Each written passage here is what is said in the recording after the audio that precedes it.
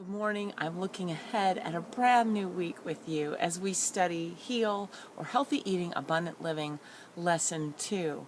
And right now I just want to kind of do a preview of the personal study portion of the lesson. I love this week's lesson because it reminds us of some important truths. Number one, that this is not a diet. If you have not ever been a part of Thin Within, or if you've struggled with going back and forth, it is really important for you to allow your mind to make a shift, that you're going from perhaps a diet or a dieting mentality to inviting God to change you in a whole entirely new way, where your focus is on Him in a way that no Christian diet really could have been, because we were always focusing on our bodies. Thin Within teaches us to use the natural signals in our body so that it doesn't become such a huge focus. And it takes time, but it is possible. You may need to renew your mind about counting calories and how important it is to count calories or fat grams, because we simply don't count anything or weigh or measure or anything. And so that's a radical shift.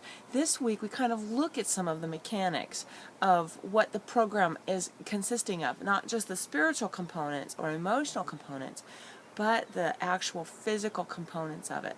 Allie and Judy say in the book that diets give food the upper hand in an attempt to fix our appearance and not our heart. And really, I think that bit of wisdom comes from found in Colossians chapter 2, 20 to 23. Since you died with Christ to the basic principles of this world, why, as though you still belong to it, do you submit to its rules? Do not handle, do not taste, do not touch. These are all destined to perish with use, because they are based on human commands and teachings. Such regulations indeed have an appearance of wisdom, with their self-imposed worship, their false humility, and their harsh treatment of the body, but they lack any value in restraining sensual indulgence. You see, we don't want to go along with the world's way of doing things. If we have a challenge with our weight, our eating, the world's ways is to grab control and to count and measure and weigh. God's way might be different. And in fact, judging from that passage, Colossians 2, verses 20 to 23, it is. We're supposed to set aside the world's ways of doing things. Has being obsessed, we're asked in the book, has being obsessed even just a bit with food or your body or weight perhaps hindered your growth to be all that God intends? What self-destructive lies have you believed? And here's a question. What truths? We've been learning how to renew our minds and to trade the lie out for the truth of God. So what truths can you use to counter the beliefs that you've had, the beliefs that you see and recognize as lies right now? When they appear, you want to replace those lies with truth. Perhaps you need to renew your mind. Actually take time, intentional time, with a list of the lies that you've believed and say, Lord, this is a lie I've believed. This is a truth I'm choosing to cling to instead now. And do that with each of the lies that you can recognize proactively, several times a day, at least once a day. That we are challenged in this chapter also to befriend our body. Now that's a real challenge for some of us. How does that idea make you feel? Can you befriend your physical body? We try to befriend our body with God's help. And the enemy can't accomplish his goals in our lives when we are focusing on exalting God and befriending our body. See, the enemy is at work, prowling around like a roaring lion, looking for someone to devour. And ladies, we have been fodder for him for far too long through this challenge of our weight and eating. On page 33 of the book, the authors discuss eating God's way. And I want you to have a real good look at that. And for about a month longer, it's only 5 more weeks, I ask you to buy into it. It may sprain your brain if you're fresh out of dieting, but I want you to try this. Just give it a shot and really do this thing. You have to listen to your body. You have to listen to it in order to accomplish this. you have been fearfully and wonderfully made by God. And He has made your body to have signals for when you need food and when you no longer need food. And so we end up shutting them down. With diets, we are told we can have so many calories, so many points, so many fat grams or blocks or whatever, and or a little package of food when you want it. And so we don't really listen to when our body is hungry or when it's no longer hungry anymore. So I want you to just buy into this for a while and realize too that any food can be enjoyed this way. I lost weight without a whole lot of changes in my preferred foods, and I prefer all kind, like French fries and pizza and dessert foods. I lost the 100 pounds that way. I really did. I don't like vegetables at all except in salsa. And that I lost weight without having my servings of fruits and vegetables every day. Honest to goodness.